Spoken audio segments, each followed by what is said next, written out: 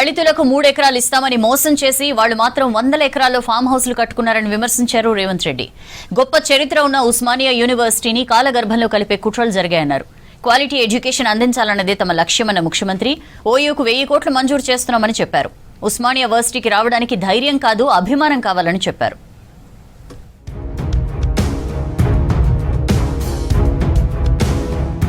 గత పాలకుల అహంకారంతోనే ఓయూ అభివృద్ధి కాలేదన్నారు సీఎం రేవంత్ రెడ్డి. ఉస్మానియా యూనివర్సిటీలో పర్యటించిన ముఖ్యమంత్రి వర్సిటీ అభివృద్ధికి 1000 కోట్ల నిధులు ప్రకటించారు.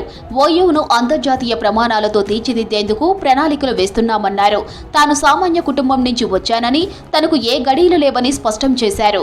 1,00,000 కోట్లతో కట్టిన కాళేశ్వరం ఆగమైందన్నారు. బీఆర్ఎస్ తొక్కిపెట్టిన తెలంగాణ గీతాన్ని రాష్ట్ర గేయంగా చేశామన్నారు. అభివృద్ధి అంటే అద్దాల మేడలు, రంగులు గోడలు కాదన్నారు. దళితులకు 3 ఎకరాలు ఇస్తామని మోసం చేశారని, బీఆర్ఎస్ నేతలు మాత్రం 100 ఎకరాల ఫామ్ హౌస్లు కట్టుకున్నారని విమర్శించారు సీఎం రేవంత్. తెలంగాణ రాష్ట్రం వచ్చిన తర్వాత ప్రతి బడిలో గుడిలో వినిపించవలసిన జయ జయ హే తెలంగాణను మీరు తొక్కి పెడితే రాష్ట్ర గీతంగా మార్చిన నేను. అద్దాల మేడలు, రంగుల గోడలంటే అభివృద్ధి కాదు. నిజమైన సంక్షేమం చివరి పేదవాడికి చేరినప్పుడే అభివృద్ధి జరిగినట్టని ఆ స్ఫూర్తిని తీసుకునే ఈనాడు మా పరిపాలన కొనసాగిస్తున్నాం. 100 ఎకరాల ఫామ్ హౌస్లు అయితే మీకు వచ్చినాయి, కానీ మా దళితులకు 3 ఎకరాల భూమి వచ్చిందా? సూటి ప్రశ్న. ఇంతకంటే ఎక్కువ నేను విమర్శించదలుచుకోలే. ఉస్మానియా యూనివర్సిటీని అంతర్జాతీయ స్థాయిలో తీర్చిదిద్దాలన్నదే తన లక్ష్యమన్నారు సీఎం రేవంత్ రెడ్డి. తెలంగాణ భవిష్యత్తుకు పునాదులు వేసే యువకులు ఇక్కడ ఉన్నారన్నారు. తెలంగాణ ఉద్యమానికి ఊపిరులు ఊపింది ఓయూని అని గుర్తు చేశారు. స్వేచ్ఛ, సమానత్వం కోసం విద్యార్థులు పోరాడారన్నారు. గొప్ప చరిత్ర ఉన్న ఓయూను కాలగర్భంలో కలపాలని కొంతమంది కుట్ర చేశారని విమర్శించారు. ఎప్పుడు సమాజానికి ఏ సమస్య వచ్చినా ఆ సమస్య మీద ఈ యూనివర్సిటీ విద్యార్థులు కదలడం ద్వారా ఆ సమస్యకు పరిష్కారం దొరికింది. ఆ పరిష్కారమే స్వరాష్ట్ర తెలంగాణ ఆకాంక్ష. మరి తెలంగాణ వస్తే ఇక్కడున్న మా తమ్ముళ్ళు చెల్లెళ్ళు ఏం ఆశించరు? వాళ్ళు సంపాదించుకున్న సొమ్ములో వాటాలు అడగలే. ఏం అడిగినరు మా తమ్ముళ్ళు? స్వేచ్ఛను అడిగినరు, సామాజిక న్యాయం అడిగినరు, సమానమైన అవకాశాలు అడిగినరు. 108 సంవత్సరాల చరిత్ర కలిగిన ఈ ఉస్మానియా యూనివర్సిటీని కాలగర్భంలో కలపడానికి కొంతమంది కుట్రలు చేశారు. రాష్ట్రంలో క్వాలిటీ ఎడ్యుకేషన్ ఇవ్వాలన్నదే ప్రభుత్వ లక్ష్యమన్నారు సీఎం రేవంత్ రెడ్డి. 100 ఎకరాలు భూములున్నా చదువు లేకపోతే వృధానే అన్నారు. కుల వివక్ష పోగొట్టేందుకు యంగ్ ఇండియా స్కూళ్లు నిర్మిస్తున్నామన్నారు. మానవత్వం మనసు ఉంటే చాలు, ఇంగ్లీష్ అవసరం లేదన్నారు సీఎం. విద్యకు పెట్టే ఖర్చు భవిష్యత్తుకు పెట్టుబడిగా చూస్తున్నామని చెప్పారు. త్వరలో నియామకాలు చేపడుతున్నామన్న సీఎం ఓయూ విద్యార్థులు రాజకీయ ఉచ్చులో పడొద్దని చెప్పారు. 20 ఎకరాలు 30 ఎకరాల భూమి ఉన్న ఆసామి కూడా వెనుకబాటుతనంతో బాధపడుతున్నాడు. భూమి లేకపోవడం పేదరికం కావచ్చు, ఇల్లు లేకపోవడం పేదరికం కావచ్చు, చదువు లేకపోవడం వెనుకబాటుతనము. చదువు ఉంటే ముందడిగేస్తారు. వెనుకబాటుతనాన్ని నిర్మూలించాలి అనంటే ప్రతి మారుమూల ప్రాంతంలో విద్యా అవకాశాలు పెంచాలి. అందరూ కలిసి చదువుకునే విధంగా యంగ్ ఇండియా ఇంటిగ్రేటెడ్ రెసిడెన్షియల్ స్కూళ్లను మనం ప్రారంభించుకున్నాం. అంతకుముందు హైదరాబాద్ టీ హబ్లో గూగుల్ స్టార్టప్ హబ్ను ప్రారంభించారు సీఎం. హైదరాబాద్ నుంచి 100 స్టార్టప్లు యూనికార్న్స్ కంపెనీలుగా ఎదగాలని ఆశిస్తున్నామన్నారు. రాష్ట్రంలో మంచి ఎకోసిస్టమ్ను సృష్టించాలనుకుంటున్నట్లు చెప్పారు ముఖ్యమంత్రి. 2034 నాటికి $1 ట్రిలియన్ ఆర్థిక వ్యవస్థే లక్ష్యంగా రాష్ట్ర ప్రభుత్వం పనిచేస్తోందన్నారు సీఎం రేవంత్ రెడ్డి. అభివృద్ధికి అవసరమైన అన్ని వనరులు తెలంగాణలో ఉన్నాయన్నారు. Hyderabad must focus on creating product-based startups, innovation startups, IP-intensive startups. I want Hyderabad to become a hub not just for startups but focus on unicorns. At least 100 startups from Hyderabad must become unicorns. Means companies worth at least $1 billion. సాయంత్రం 6 గంటల తర్వాత ఢిల్లీకి వెళ్లారు CM Revanth Reddy. Global summit వివరాలను అధిష్టానానికి అందించనున్నారు. ఆ తర్వాత పార్లమెంటులో ఎంపీలతోనూ భేటీ కానున్నారు ముఖ్యమంత్రి Revanth Reddy. Telangana rising global summit రాష్ట్ర ప్రభుత్వంపై ప్రతిపక్షాలు తప్పుడు ప్రచారం చేస్తున్నాయని మండిపడ్డారు మంత్రులు. 10 ఏళ్లలో బీఆర్ఎస్ తెచ్చిన విదేశీ పెట్టుబడుల కంటే 2 ఏళ్లలో తామే ఎక్కువ విదేశీ పెట్టుబడులు తెచ్చామన్నారు. ప్రజా ప్రభుత్వం చేసే అభివృద్ధిని జీర్ణించుకోలేక, కాంగ్రెస్ కు వచ్చే ఆదరణ తట్టుకోలేక విమర్శలు చేస్తున్నారని మండిపడ్డారు హస్తం నేతలు.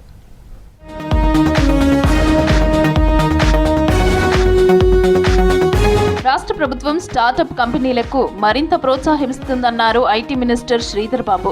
విజన్ 2047 టార్గెట్ గా సర్కార్ పనిచేస్తోందన్నారు. టీ హబ్ లో గూగుల్ స్టార్టప్ హబ్ ప్రారంభోత్సవంలో పాల్గొన్నారు మంత్రి.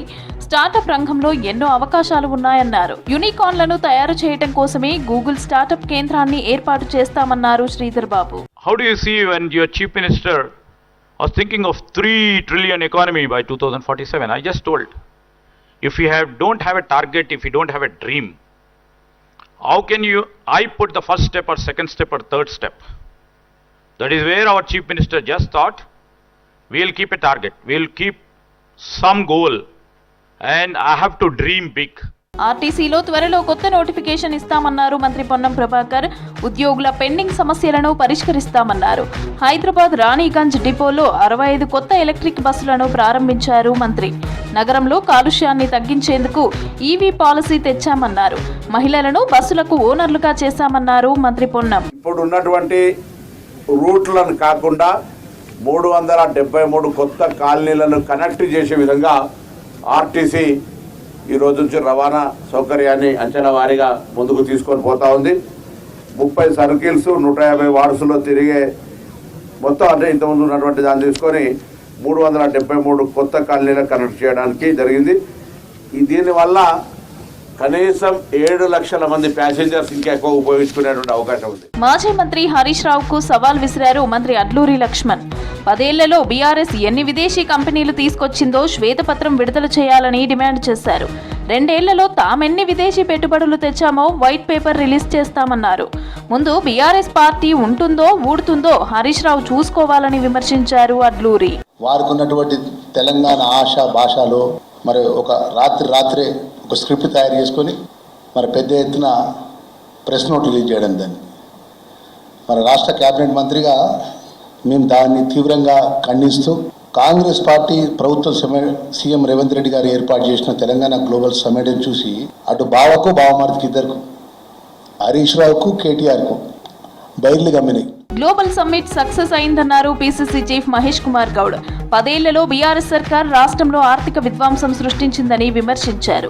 మాజీ మంత్రి హరీష్ రావు ఓర్వలేకే ప్రజాప్రభుత్వంపై తప్పుడు ఆరోపణలు చేస్తున్నారని ఫైర్ అయ్యారు. బీఆర్ఎస్ కు గతం తప్ప భవిష్యత్తు లేదన్నారు మహేష్ కుమార్ గౌడ్. బీఆర్ఎస్ గతమే తప్ప భవిష్యత్తు లేదు.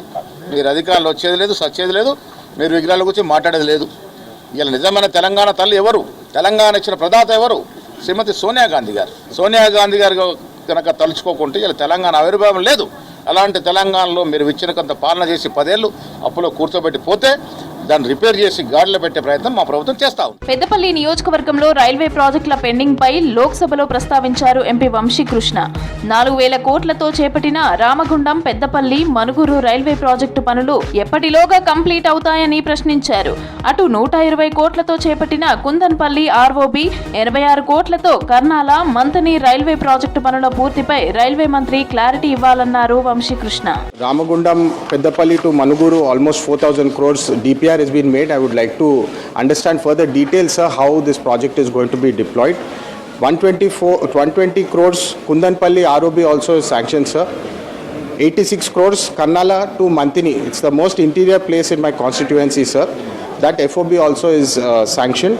And 10 crores Mancherial to Hamaliwada FOB is sanctioned. Sir, I'd like to kindly request some timelines on when these projects can be deployed, as our youth of the constituency are facing a lot of hardships without these access, sir. Thank you. ప్రతిపక్ష నేత Rahul Gandhi Germany పర్యటనపై BJP చేసిన విమర్శలకు counter ఇచ్చారు Congress MP Chamala Kiran Kumar Reddy. ప్రజా సమస్యలను పరిష్కరించకుండా ప్రజల దృష్టిని మరల్చేందుకు రాహుల్ పై బీజేపీ ఆరోపణలు చేస్తోందని ఫైర్ అయ్యారు. ప్రోగ్రెసివ్ అలయన్స్ పార్టీ ఆహ్వానం మేరకు రాహుల్ జర్మనీ పర్యటన అని క్లారిటీ ఇచ్చారు Chamala. He gives a constructive answer. So in regard to Indigo also, you see the minister has come and he spoke on what is happening, but he never gave the final reply who have suffered, the people who have suffered with the cancellation of the flights. He didn't spoke anything about them, and what will be the what will he do for not happening further in this country such issues? So ultimately what I am saying is BJP has multiple issues to address, rather concentrate on what they have to address, not on such issues. రాష్ట్ర అభివృద్ధిని BJP BRS పార్టీలు జీర్ణించుకోలేకపోతున్నాయని విమర్శించారు కాంగ్రెస్ లీడర్లు. 10 ఏళ్లలో జరగని అభివృద్ధి కేవలం 2 ఏళ్లలో జరగడంతో తట్టుకోలేకపోతున్నారన్నారు.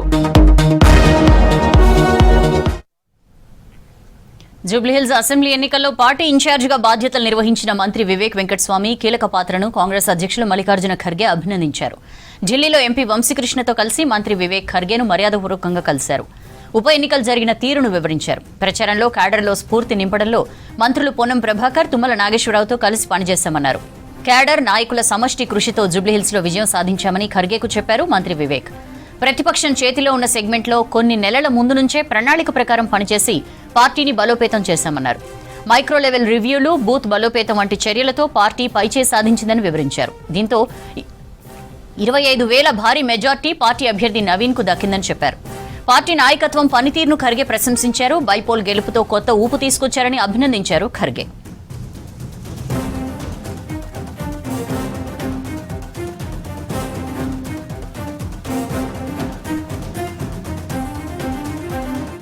తొలి విడత పల్లె సంబరానికి రాష్ట్రం రెడీ అయింది. రేపు ఉదయం 7 గంటల నుంచి మధ్యాహ్నం 1 గంట వరకు పోలింగ్ కు అన్ని ఏర్పాట్లు చేసింది రాష్ట్ర ఎన్నికల సంఘం. సమస్యాత్మక ప్రాంతాల్లో భారీ బందోబస్తు నిర్వహిస్తున్నారు పోలీసులు.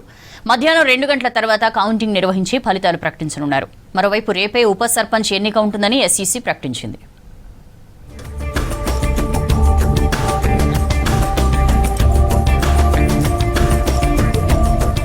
ఫస్ట్ ఫేజ్ పంచాయతీ ఎన్నికలకు సర్వం సిద్ధమైంది. పోలింగ్ సామాగ్రి తీసుకుని గ్రామాలకు వెళ్లారు సిబ్బంది. రేపు ఉదయం 7 గంటల నుంచి మధ్యాహ్నం 1 గంట వరకు పోలింగ్ జరగనుంది. మధ్యాహ్నం 2 గంటల నుండి కౌంటింగ్ నిర్వహించి ఫలితాలు ప్రకటించనున్నారు. కౌంటింగ్ తర్వాత వార్డు సభ్యుల నుంచి ఉప సర్పంచ్ను ఎన్నుకోనున్నారు. పోలింగ్ కు గంట ముందే మాక్ పోలింగ్ నిర్వహించనున్నారు ఎన్నికల అధికారులు.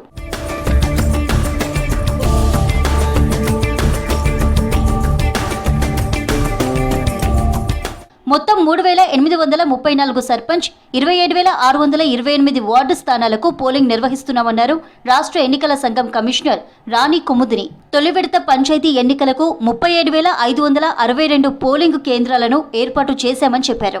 నోటాకు ఎక్కువ ఓట్లు వస్తే ఏం చేయాలనేది సుప్రీంకోర్టు పరిశీలనలో ఉందన్నారు ఎస్ఈసీ రాణి కుముదిని. ఎలక్షన్స్ అన్ని నిర్వహించిన తర్వాత మనం మొత్తం ఎలక్షన్స్ కంప్లీట్ చేసుకున్న తర్వాత ఎక్కడ ఎలక్షన్స్ వలన అవి పెట్టలేకపోతున్నామో మళ్ళీ మేము గవర్నమెంట్ వాళ్ళతో కూర్చొని మేము చర్చించుకుంటాం. దానికి తగు సొల్యూషన్స్ కూడా మేము తప్పకుండా వెతుకుతాం. మీకు అందరికీ తెలుసు, ఒక అఫిడవిట్ అనేది ఎలక్షన్లో కనుక ఇస్తే that declaration can be challenged. ఆ డిక్లరేషన్ ఎవరైనా సరే ఛాలెంజ్ చేసి అది ఎఫ్ఐఆర్, ఇన్వెస్టిగేషన్ అండ్ కోర్టు గాని కమిట్ అయ్యి అక్కడ కనుక కాన్విక్ట్ అయితే అది ఎలక్షన్ మీద తప్పకుండా ప్రభావం చూపుతుంది. 3,834 సర్పంచ్ స్థానాలకు 12,960 మంది అభ్యర్థులు పోటీ చేస్తున్నారు. 27,628 వార్డు స్థానాలకు 65,455 మంది బరిలో ఉన్నారు. బ్యాలెట్ పద్ధతిలోనే ఓటింగ్ నిర్వహిస్తున్నామన్నారు ఎస్ఈసీ రాణి కుముదిని. 18 రకాల గుర్తింపు కార్డుల్లో ఏదో ఒకటి చూపించి ఓటు వేయవచ్చని చెప్పారు. ఓటర్లు 37,562 పోలింగ్ స్టేషన్స్ లో వాళ్ళ ఓటు హక్కును వినియోగించుకోనున్నారు. ఈ ఫస్ట్ ఫేజ్ ఎలక్షన్స్ లో కంటెస్టింగ్ క్యాండిడేట్స్ ఎంతమంది ఉన్నారు అంటే 12,960. అదే వార్డుల్లో కంటెస్టింగ్ క్యాండిడేట్స్ ఎంతమంది ఉన్నారంటే 65,455. వారు ఏమేమి ఉపయోగించుకోవచ్చు అంటే ఈ 18 రకాలైనటువంటి ఐడెంటిటీ కార్డ్స్ ని వాళ్ళు చూపించుకొని ఆ ఎలక్టరల్ రోల్లో, మార్క్ ఎలక్టరల్ కాపీస్ లో వాళ్ళ పేరు గనక ఉంటే వారు తమ ఓటు హక్కును వినియోగించుకోవచ్చు. తొలి విడత గ్రామ పంచాయతీ ఎన్నికల పోలింగ్ కు భారీ బందోబస్తు ఏర్పాటు చేశామన్నారు అడిషనల్ డీజీపీ మహేష్ భగవత్. ఎన్నికల కోడ్ కింద 3 కోట్ల విలువైన లిక్కర్, 1,70,00,000 నగదును సీజ్ చేశామన్నారు మహేష్ భగవత్. ప్రతి డిస్ట్రిక్ట్ కి, ప్రతి కమిషనరేట్ కి 3 పేజెస్ లో ఇప్పుడు ఎలక్షన్ ఉన్నాయి కాబట్టి అక్కడికి ఫోర్స్ అక్కడిని మనం వాడుతున్నారు. తర్వాత బయట నుంచి కూడా మా తెలంగాణ స్పెషల్ పోలీస్ బటాలియన్స్ కావచ్చు, తర్వాత అదర్ డిపార్ట్మెంట్, దాంట్లో ఫారెస్ట్ డిపార్ట్మెంట్ కానీ, ఎక్సైజ్ డిపార్ట్మెంట్ కానీ, తర్వాత ఈ సింగరాణి సెక్యూరిటీ గార్డ్స్ కావచ్చు, తర్వాత మన సివిల్ సిబ్బంది ఎక్కడ డెప్యుటేషన్లో ఉన్నారు వాళ్ళని కూడా మనము కేటాయించి ఈ ఎలక్షన్ కోసం బందోబస్తు డిప్లాయ్ చేయడం అది జరిగినాయి. రాష్ట్రంలోనే అత్యధికంగా నామినేషన్లలో నల్గొండ జిల్లా ముందుందన్నారు జిల్లా కలెక్టర్ ఇలా త్రిపాఠి.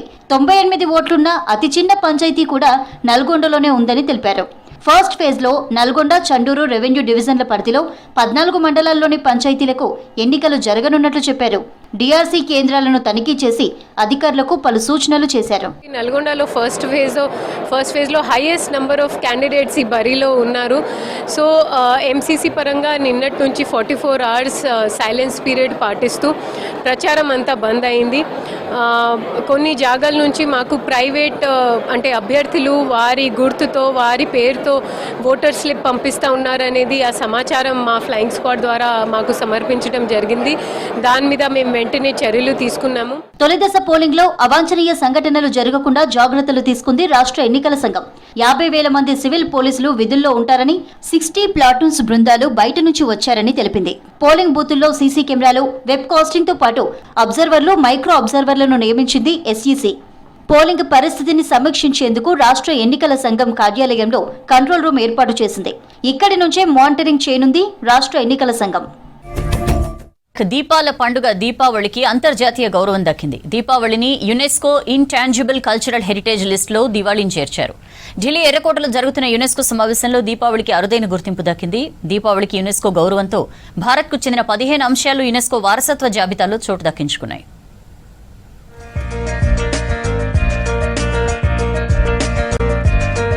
భారతీయులు ఎంతగానో ఇష్టపడే ఈ దీపాల పండుగకు అంతర్జాతీయంగా అరుదైన గౌరవం దక్కింది. యునెస్కో ఇంటాంజిబుల్ కల్చరల్ హెరిటేజ్ జాబితాలో ఈ పండుగను చేర్చారు. ఢిల్లీలోని ఎర్రకోట వద్ద నిర్వహించిన సమావేశంలో యునెస్కో ఈ నిర్ణయం తీసుకుంది. దీంతో భారత్కు చెందిన 15 అంశాలు యునెస్కో వారసత్వ గుర్తింపు పొందాయి. వీటిలో కుంభమేళా, కోల్కతా దుర్గా పూజ, గర్భా నృత్యం, యోగా, వేద పఠన సంప్రదాయం, రామాయణ గాథను ప్రదర్శించే రామ్లీలా మొదలైనవి ఉన్నాయి.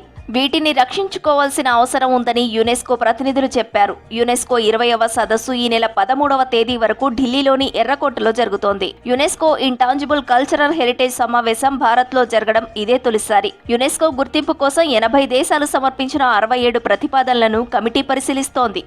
India has nominated Deepavali.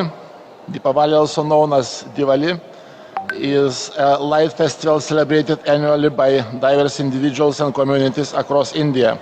May I therefore ask the committee to adopt the draft decision on this file as a whole? I see no objection. I therefore declare decision 20.com 7B24 as adopted. దీపావళికి UNESCO గుర్తింపుపై ప్రధాని మోదీ ఆనందం వ్యక్తం చేశారు. భారత్తో పాటు ప్రపంచవ్యాప్తంగా ఉన్న మన వాళ్ళందరికీ ఈ గుర్తింపు ఎంతో సంతోషాన్ని ఇచ్చిందని ఎక్స్ వేదికగా పోస్ట్ చేశారు. దీపావళి అంటే పండగ మాత్రమే కాదు, మన సంస్కృతి, నాగరికత అన్నారు. జ్ఞానం, ధర్మ విజయానికి సూచికగా దివాళీని జరుపుకుంటామన్నారు ప్రధాని. ఈ గొప్ప పండుగను యునెస్కో ఇంటాంజిబుల్ కల్చరల్ హెరిటేజ్ జాబితాలో చేర్చడంతో ప్రపంచమంతా మన దీపావళి అందాలను, పండగ అర్థాన్ని తెలుసుకుంటుందన్నారు మోదీ.